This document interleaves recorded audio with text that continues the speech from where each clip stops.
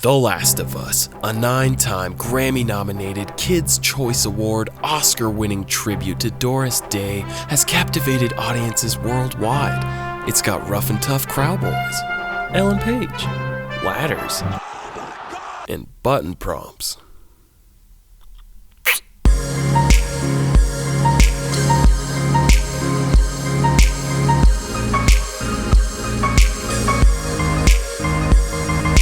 In The Last of Us, you play as Joel, guardian of light, ruler of darkness.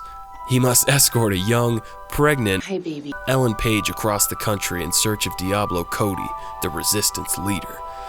Actually, none of that is true. Ellen Page holds the cure inside her instead of a baby, and Joel has to take her across the country to the people. They know how to use the cure. They know how to treat a girl right, you know what I'm saying? The Last of Us is a very story-driven, linear experience. It's a third-person shooter with basic stealth combat and excellent brick mechanics. Look the fuck out, Lego Star Wars! It takes place in a post-apocalyptic world that Naughty Dog built the fuck out of. Like, even though the game is linear as shit, you still always feel like you're in this giant, zombie-riddled pile of dog shit. It's pretty great. And if you like third-person shooters, such as the classic Jet Force Gemini, with awesome sound design and punchy weapons, then saddle up, partner. So yeah, the gameplay consists of fighting zombies and other survivor dudes using different guns, items you've crafted, and bricks. The item crafting is super basic, but it does provide an incentive to explore the tight-ass environments and is satisfying to craft shit to use in a dire situation. So yeah, the gameplay, it is kind of basic and repetitive, but if you dig the story and atmosphere like I did, it's an enjoyable experience. Not the most gamiest of games like Mario 64, but still much more immersive and captivating than watching a movie with the same story. But what if it was more of a gamey game? What does that even mean? I mean, like, what if the cross-country adventure was more akin to something like Oregon Trail, or better yet, the Oregon Trail? It's like Oregon Trail, but with zombies, and it's an indie game, and it's on Steam. You should go play it. So, like, Oregon Trail. Sorry, I'm sick. That's why I sound like dog shit if I do. So, like, Oregon Trail, but with Last of Us production value, but that still feels a little restricted, because Oregon Trail, it's still pretty linear when it comes to the exploration and combat. I wonder what game has a really stylish open world that's fun to explore. I got it. Simpsons Hit and Run. Vice City. Ooh, baby, this a hot game. A hot game for hot boys. That's why my parents didn't want me playing it, because I wasn't a hot boy. Rated H for hot boys. But I still played it. That's right, Mom and Dad.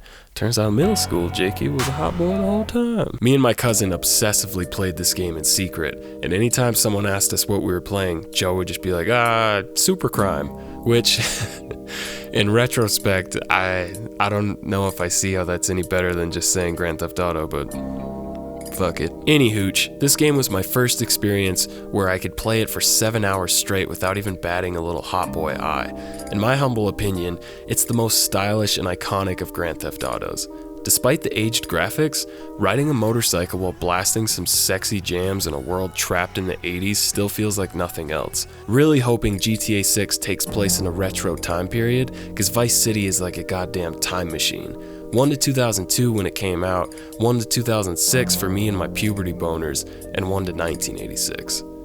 I love this game, but let's get back on track. What if The Last of Us / Oregon Trail hybrid took place in a massive open world that was post-apocalyptic, but not long after the 80s? You feel me? Like, it's still a cross-country journey across a zombie-fucked USA, but everything is super 80s stylized, like zombies and survivors looking like Marty McFly and shit.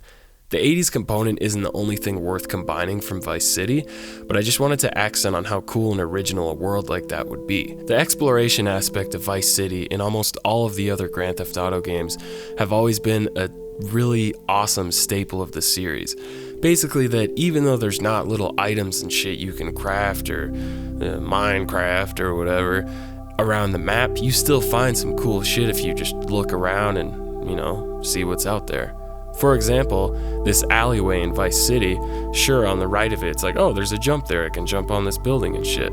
But kind of hidden to the left, if you go behind that building, it's like, oh shit, there's even more jumps back here. And then if you keep going down, you're like, oh damn, there's even like a little thing that helps get rid of my wanted level. And then even further down, there's like a bat that you can use to be a hot boy and not play a violent video game. I just think that kind of feeling of exploration and like reward for looking around could be really cool in a game like The Last of Us, where that type of aspect is barely even tapped into. And that being said, The Last of Us is still really fun to explore because it provides a look into what post-epidemic USA would look like, right?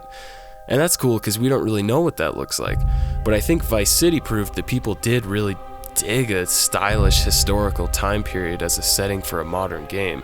So taking that even further with zombies and an end of the world vibe would be the tiggest of bits. And what would be even more stig is not just a city in a different time period, but a whole fucking country. I'm talking like all of the GTA games maps combined, a post-apocalyptic setting around the 80s. Fuck you, Isaac. Exploration and combat from The Last of Us.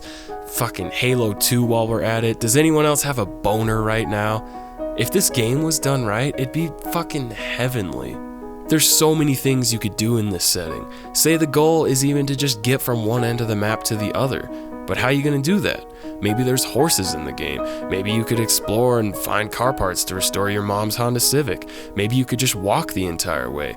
But what's in your way? I'm talking abandoned skyscrapers that may or may not be empty. I'm talking gangs of killers and rapists that could stalk you and try and kill you. I'm talking other survivors you could potentially befriend and recruit for your journey to make combat not as intense.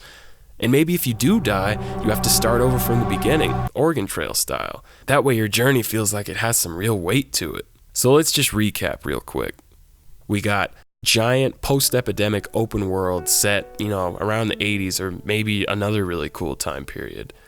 Last of Us combat and crafting with, slightly more in-depth crafting than The Last of Us, because that game's pretty basic with that shit, but it's good. It's just basic. Oregon Trail cross-country permadeath style adventure. Permadeath just means if you die, you start over. You might know that. I don't know if you know that. I'm just trying to be nice. More so than my previous episodes, this is a potential game that I could workshop in my head for weeks, and I'm optimistic that we'll see something of this scale in the not-so-distant future. I'm gonna go play Supercrime now.